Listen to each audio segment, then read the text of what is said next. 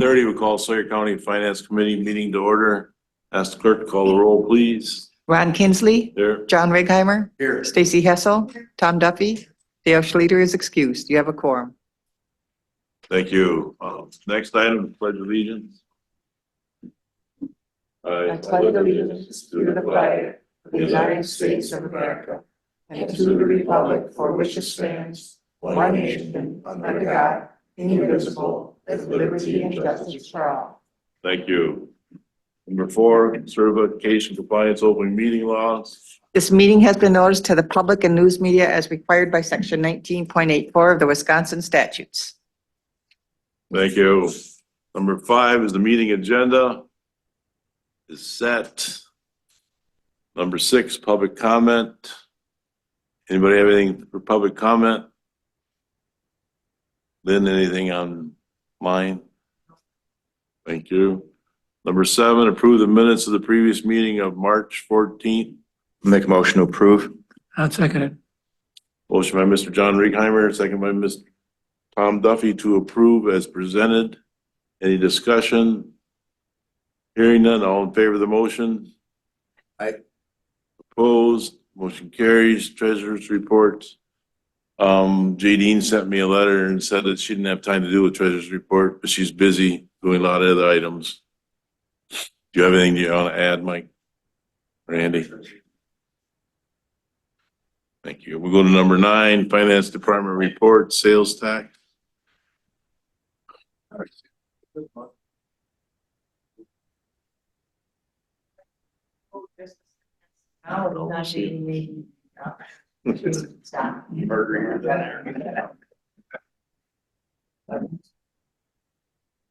You want me to wait or just go?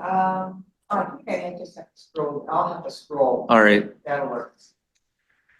So looking at the March settlements, it was up again from previous years, which again seems remarkable with kind of the circumstances going on, but we're up 8.2% for the year, which that's even including the negative 10% for January. So another strong month. Can't really explain it, but we'll take it. It's really driven by that February settlement, which was remarkably high, which would be reflective of December activity. So not gonna complain. Using my projection sheet, we're well over 3.25 million. So if that holds up, we'll have another outstanding year. Any questions on that? Moving on to the budget performance. We're a quarter of the way through the year now. Everything's really as it should be. Revenues, as would be expected this time of year, are down a little bit from expectations. If I net out the fund balance draw, which we probably won't do, we're at 23%, should be at 25% right now. Expenses net of the transfer to HHS, which again, we hope we don't have to do. We're at right at 25%. So expenses are right on target. Revenue's lagging a little bit, but that's expected this time of year. As far as human services, our revenue really lags there because they're so grant driven. So we're at about 12%. Expenses are at 20, which is good. We're running a little under budget.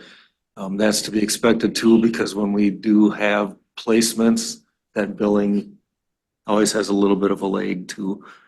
Highway department is running well as well. The revenue is at 19%. Expenses are at 15. I don't really have an answer why that's that low. I know we haven't had a good winter as far as cleanup, but that wouldn't drive it down that much. Moving on to CIP. We had a few purchases in March. We did some windows in the clerk of court's office that was from the 23 CIP. Put some card readers in a couple doors in the old portion of the courthouse, again through 23 CIP, and also had some build outs on 4 squads for our sheriff's vehicles, again from 23 CIP. The build outs are putting all the equipment in for the new vehicles that we got last month in January. Any questions on that? I have one. You got a you? question? Okay. What color are them new cars? The, Squad cars? the squad cars are on. Thank you. Next, moving on to legal fees. I have to say I had an error on my sheet last month under TJ Duffy. Originally, I was trying to do it from the totals, but then I ended up breaking it down line by line. I forgot to take out one monthly total. So then it doubled it up about $21,000. So his was overstated by that. So my apologies. Right, you just. Correct, yep. So the report you're looking at today is year-to-date 24. So it's January through March activity.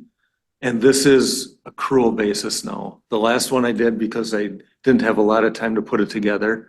It was cash basis. This is now accrual. So what you're gonna see for 24 is expenses incurred in 24, paid in 24. It'll spill over into 25 too, because I'll include December in there through January, February, when we get the final invoice.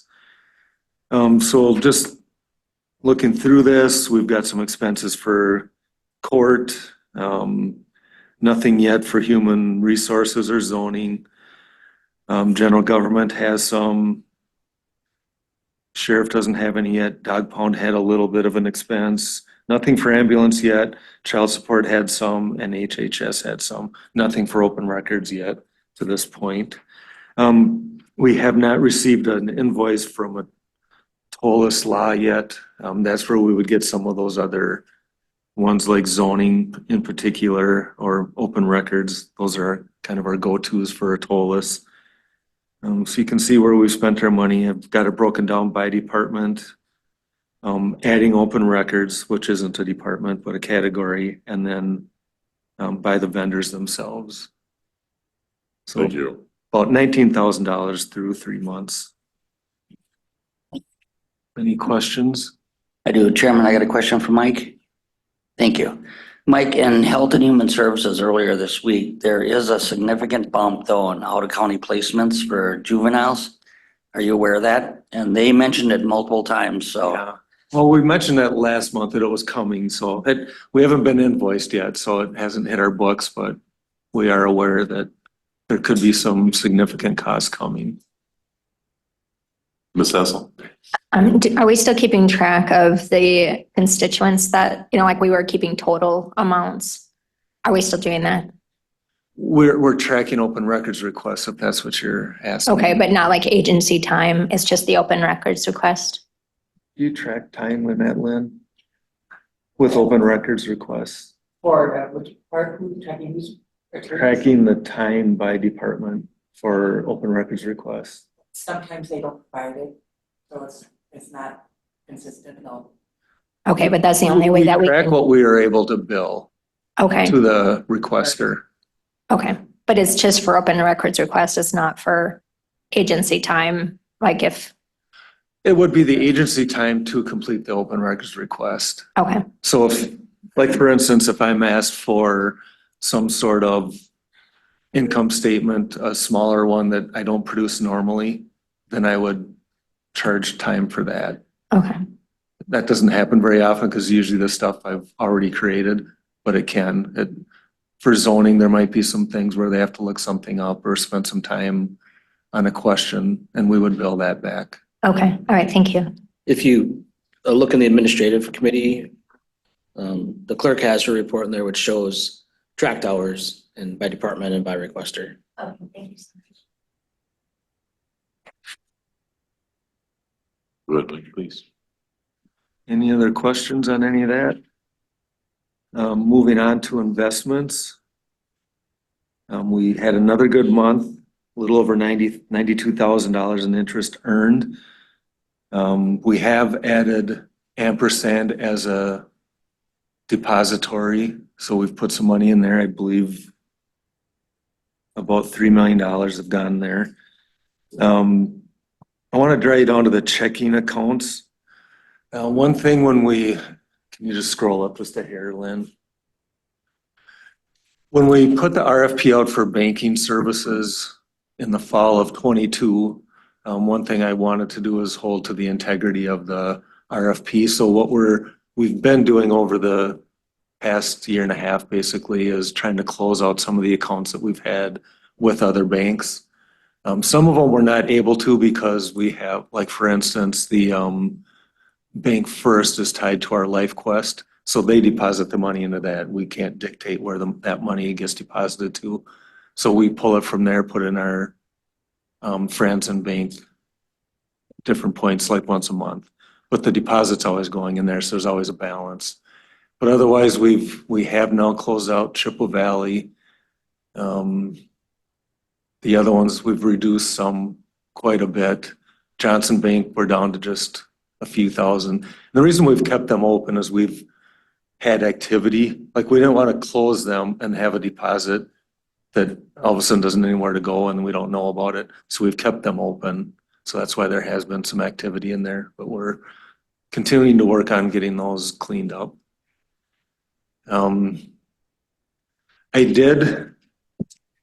I neglected to put it on the agenda for action, but I did get quotes on some CDs just to start looking. When I spoke last month, it did look like the feds were going to drop rates and we would want to be locking in. From what I'm seeing, they're kind of pushing that back even a little further now. But I did get quotes. Ampersand for a 12-month CD would be, the range would be 4.95 to 5.05. WISC, which is part of the investment portion of PMA, which we did our construction through. That's the same, 4.95 to 5.05. Franzen gave us a quote of 4.90, our local bank.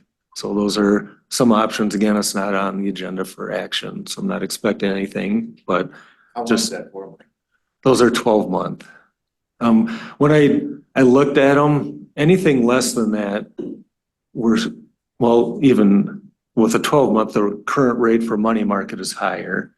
So if you're looking at a 3 or 6 month, it doesn't make sense to me to drop the rate down because there's very little risk at that point. Going out 12 months, it gives us the security of locking in at a good rate while not losing a lot from our money market rate. So because originally I was thinking a ladder and having different maturity dates, but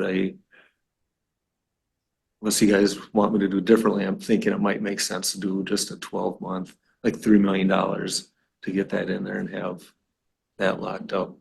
You think timing wise? A month ago, I thought for sure we would want to be doing it, but the rates are still holding strong and it doesn't look like they're going to change until June at the earliest. And I know once they set a date where it looks like they're going to change, it's going to affect CD rates then too, but just doesn't seem like we're there yet. Mike, what are we getting right now? What interest rate on that money? It's ranging by entity, but it's right around 5.4. Franzen's a little less, but there are 5.4 or 04? 5.4 on the money market money. Yeah. 5.3, 5.4. Franzen's a little less than that, but yeah, they're, Remains liquid so we can use it whenever we need it. yep, it's 100% liquid. I got a question for you. Sure.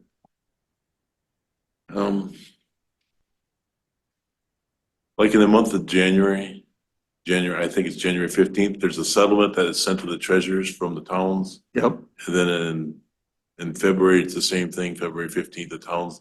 What do you do with that money? You distribute it out to different areas, or are you able to keep it lump sum as much as that you don't need, what you don't need immediately to get good interest rates? That we usually invest right away. In the past, it's been LGIP, which is a local government investment pool. Now we're going to split it between that and Ampersand to diversify a little bit. Rates are very similar. So yeah, that we're maximizing our investment right away. And that when money market rates aren't as strong, that's where we would probably ladder some CDs there to get a better return. But it doesn't make sense right now. Okay, thank you. Yes, turn your light Do you on. want to add that to the agenda next month? I guess I don't, but do you? I would take Mr. Markman's recommendation. Do you want to add it to next I feel that you guys should approve any change in investments, I was yes. like, you're talking about something else, I'm sorry. Yeah, put it on next month, and if we don't need it, we don't need it. Yeah, Does that sound okay? yep, sounds great. Thank you, Stacy. Any other questions on investments? You have one. Hey, John, this is Megan from USDA Wildlife Services, calling to see who is the contact if there is any beaver. All right, I guess one last thing, the ARPA money, it's that unspent is still there. We are waiting for 2 more broadband projects to finish and we'll close that money out too. I assume we've heard nothing about carbon credits. No, The only thing we've heard about carbon credits, timeline wise, Greg and I did have a update with them last month just to see where things were at. Greg gave an update just on the forestry side that they're gonna be here in May to verify some of their test plots. They're doing the due diligence on verifying our credit amounts and the species and the growth rates. From a timing of when the credits will be marketed, they're saying now that they won't be marketed until 2025. And they wouldn't, I know the question will be, when can we see money? They wouldn't expect that we'd see money coming in until 2026 now. And that's industry-wide through the registry, and the other counties that are in the program are all being told the same thing because there's a longer timeline because there's third-party audits of the credit sales going on that is slowing things up. Thank you. Thank you, Mike. all right, moving on to ambulance billing. We're looking at March through February for our 12-month rolling cycle now. Moving to the aging report, this is going to look bad. Our current is very low. February was our lowest billing month since we've been tracking it. And part of that, and I've talked about this before, LifeQuest is changing their system. So they were kind of holding off on some billing. The reason was we were missing some costs that we could have been putting in between our staff and LifeQuest. So we're rectifying that. That's putting off some of the billings to, John had said, was going to be an issue for a little bit. So there will be a catch up, but right now it doesn't look very good. The thing that's probably a little more concerning is that over 180 days is still, that we added another 5,000. So that is getting up there. It's over $150,000 now. As I mentioned last month, LifeQuest is really trying hard to keep them in our regular billing versus moving them to collections. Because when it goes from, I think our billing rate is 4.32 or something that they get. If it goes to collections, it's about 25%, 26%. So we really don't want them to go there unless we have to. But that may be something we need to start discussing on some of these that are lingering out there a little longer. Any questions on aging? Ms. Cecil? Is there any stipulation that it would be tied to like your tax return? Is there, if you don't pay this because it's a county, it's not just a private, is there any way that we can, like they do child support, if you don't pay your child support, then it goes into a. I don't know if I know they do set up payment plans. I don't know if it's tied to anything in particular. Once you get to collections and, you can, I think, do garnishments at that point. I don't know that LifeQuest does that until that point. Okay. That's something I can get clarified if you'd like to know. We're just wondering if there's anything in place so that the counties don't keep being on the hook for it. I don't know. I guess I don't know what I'm asking, just mostly how can we get those funds through either a tax? Tax intercept, you're asking Yeah. if these are eligible for tax intercepts. Correct, yeah. Well, Thank you. Mr. Doug. What are the number of runs we generally run a month? And what percent of those don't we get paid on? Well, we'll go through those in the next Okay. couple slides here, and I'll spend some more time on them then. So if we move on to the next one, the average calls per month, and this is over the 12-month cycles. Right now, we're doing about 161 and a half. So that's the average, looking at the past 12 months. The year before that, the 12-month period before that, we're at 175. So we are down a little bit, but that's kind of been the 3-year trend as we've seen since we started looking at this. 3 years ago, we were getting a lot more, and a lot of that has to do with the transports that we're not getting as often anymore. So we're doing a lot more runs that way. We are working to rectify that. We've changed staffing a little bit where we're getting a MA medical, what are they? The top tier that can do the transfers. Paramedics. Paramedics, there you go. So we're putting a paramedic on every rig now so that we have the opportunity for that. We've switched, or we are switching from 3 people on 2 rigs to 2 people on 3 rigs to open one up for more transports. So that should help not only with the counts, but the transports we will get paid for those, so that will help our percentage too. Yes. Do you know if John has met with the hospital just to build a relationship there for transports? I know he's met. Okay. Yeah. And that's one of the goals, is to get back in with them a little more consistently. Yeah, I was jumping in. That's the plan where we're headed. We've talked to public safety that part of that plan, we will be adding a bedroom into the Hayward. So there's enough bedrooms for 4 bedrooms for 2 crews. At the same time, that's where we're headed with our paramedic. We did have 2 paramedic resignations in the last month. They're going from full-time to part-time. So essentially resignations. So we are short again. So we're upping our recruitment for the paramedics so we can get fully staffed to be able to do that. But the meetings with the hospital have happened. Part of it is just being able to have consistent staff so that when they call, we can take the call. Mike, just a minute, please. Last night we had Public Works meeting, and public safety needs to know about this too. Is someone that is a paramedic came up to me and told me there's only one restroom in the Ojibwa station.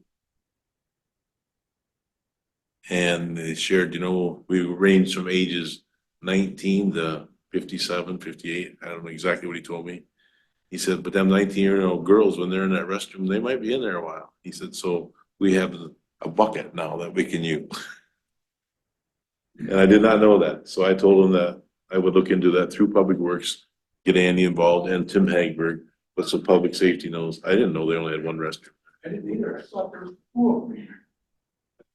I mean, it was a state Set up. plan that brought everything forward for us. So we all learned something. Yeah. Maybe we need to go where to see. We can verify it for you. I was like, if it's a state Well, I have no reason not to believe the gentleman. I mean, that's what he told me. Yes. So keep that in mind. Guess what we're gonna have to do there? Porta potty. And go ahead, Mike. Thank you. All Long right, talk about that answer your building up. question on this part? All right. The average build per month over these 12-month cycles, we are down a little bit from last year, better than 2 years ago, or right on par basically with 2 years ago.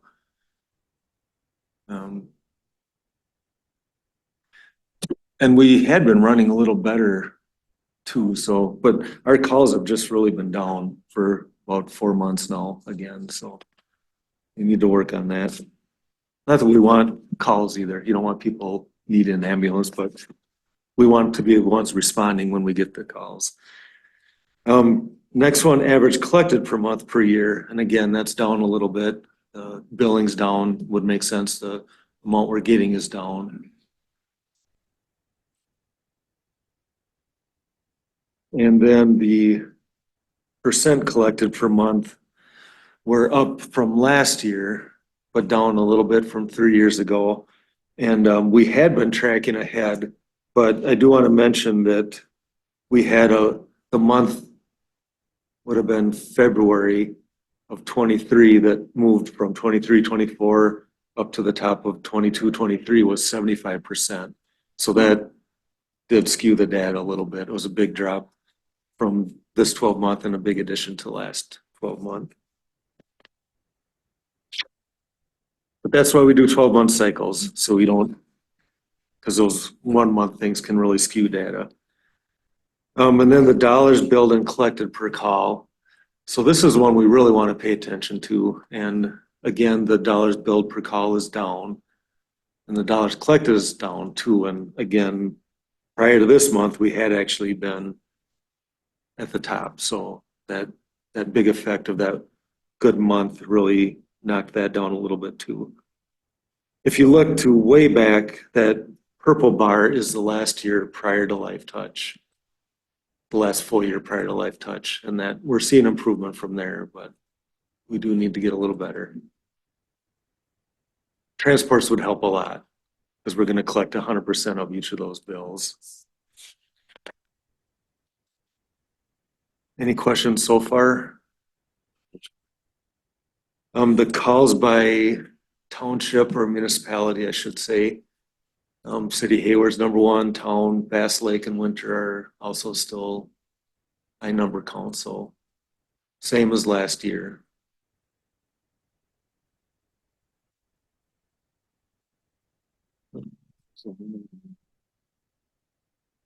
And then the income statement for ambulance. Revenues are down a little bit of where we'd like to be. This is through February now. This is always a month behind. And our net loss is $75,000. Last year, we had about a $250,000 surplus. This year, we're running a little behind. We hope to catch up on that. The expenses are fine, but the revenues are not where we need them to be. Mike? Mike, on going back to the calls per towns, is the LCO on there or no calls go up there? It's by town, so The they're not town- their own identity. Whatever township or municipality that the call went to would be where it'd be recorded. So is the LCO, So that's, it's divided. They're in several townships. Under, it's in that group. in that area? Yeah. Okay, so it's, It's not broke down. I don't know that we would have a way of tracking that, would we, Andy? No, I mean, the way that because there's been some questions on trying to improve the tracking and the information that's used to generate that comes out of the CAD in the sheriff's department. So when they take a call in, they don't ask if it's on tribal land or not. They're just trying to dispatch the call to the town and the fire number. And even sometimes things aren't always recorded correctly in the CAD, so we're working with dispatch to get that just a better tracking so those numbers are more accurate. doesn't have their own name. No. The only reason I bring that up is because I was told by a taxpayer, why don't you just buy an ambulance or LCO and leave it at that? But that was one person's comment, and I always think about that when we're looking at these. Thank you. Yeah, we don't have any data that would support that either way, I guess. So getting back to the income statement. The thing that's actually not reflected in here, but I did reduce the revenue for ambulance this year by 300,000 because we had been kind of we're aggressive with what we're going to get in on monthly billings. So we reduced that. So we're actually still not even hitting the reduced amount, which we just need to get those numbers better. Not that we can control it a lot, but if we can get some transports, that would make a world of difference.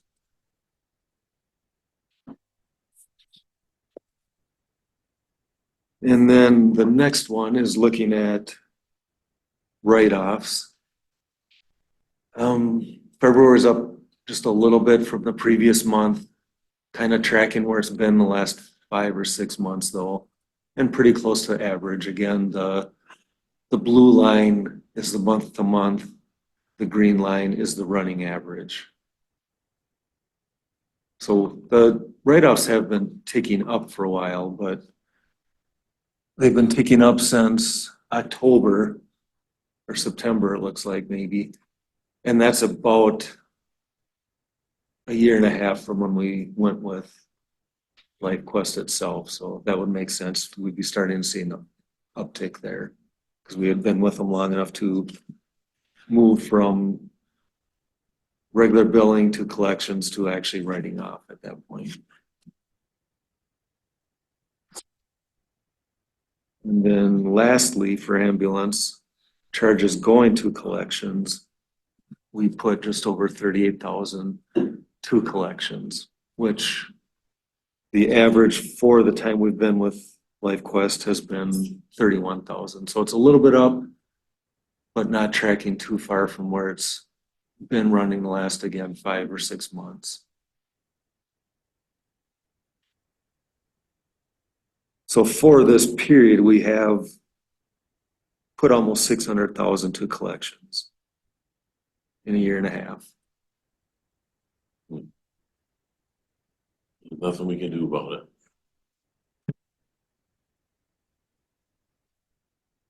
We're very heavy on private pay, which is harder, obviously.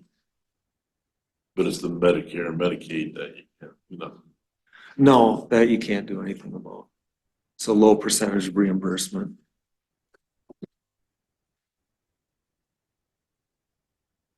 Anybody have any questions for Mike? You ready for your administrative report? Not really. Just double back because I just looked up the plans for the Ojibwa station. There's one bathroom. It's a bathroom shower building. Apparently these are state approved plans. I'm sure it's because there's only occupancy of, there's three bedrooms there. So I think max occupancy anticipated was 4. So you probably only need 1 bathroom. Not anticipating the issue that you mentioned. Yeah. So. Anything any of you would like to see at future meetings, Pardon? future agenda items, anything you'd like to see at a future meeting? Analysis of any kind? I think you're doing a really nice job of putting things together to bring to our attention, and I appreciate that. Off the top of my head right now, I cannot think of anything else. I don't, I guess, again, it's kind of said this a few times this week, we're turning over committees, so not digging in as much this month. But good news is we'll be starting 2025 budget. Probably Mike and I will be starting next month and then getting the board involved in June, July time period. So it's already that time of the year. Yeah, it comes fast, that's for sure. Yeah, so start thinking about that if anything. I think we have a couple things that we need to go over, but to just keep continually improving that process that we'll implement again this year.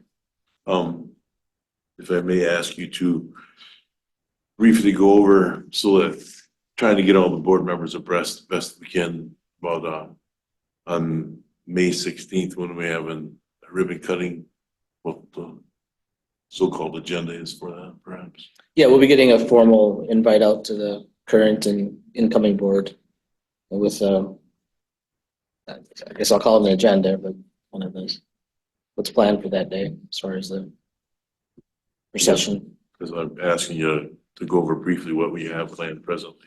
Oh, what, right now? Yeah. Yeah, so we'll be doing tours. There'll be a short ceremony. The chamber will be here to do the ribbon cutting. We'll be recognizing key employees involved and board members involved with the getting the construction complete, a plaque that'll be dedicated and put into the lobby area of this building. Still have to meet with the judges. They'll be, I think, because this is the courtroom, be getting their input as well as the district court staff as to what they've already been invited, but what type of things they would like included on the agenda for the day. I know it's changed hands, Channing, that Channing, will he be invited or? Was not planning on it. I don't think he's even in state anymore. I don't know. So, but I can mention that I am working with Ross, who's Chris Channing's replacement, Yep. and see if he has any idea where he's at. Just a thought. So everybody kind of knows what's going on when we get to May. That's gonna take place at 5 o'clock. Right. Prior for the board meeting, yeah, prior to the board meeting that night. So there'll be some of the board members that were on the board in the past. And the past administrator, the past accountant. Will be asked to come. Alumni up. Just I guess from administrative, just a couple updates from the finance side related to that. Ribbon cutting is, we're gonna be doing a ribbon cutting, and there's already the murmurs from the court of additional wants with the building and from a security standpoint. So the court, there is by administrative code at the state level through the state court system, every county is supposed to have a court security facilities committee that's convened by the judges. It lays out actually who is on that committee, like the board chair and the facilities, the judges, the sheriff, administrator. There's a list. They tell you who's supposed to be on it, and the judges are going to be convening that committee to start meeting again. They have a tentative date of like May 20th for their first meeting, but there's a few things that are, I would say somewhat easy that we're going to go ahead and do that they've asked for. But I think there's more asks coming is basically what I would tell you. So there's that. Thank you. Is there anything else that you would like to bring in front of the committee? Maybe next month, I'll do an update on the Okay.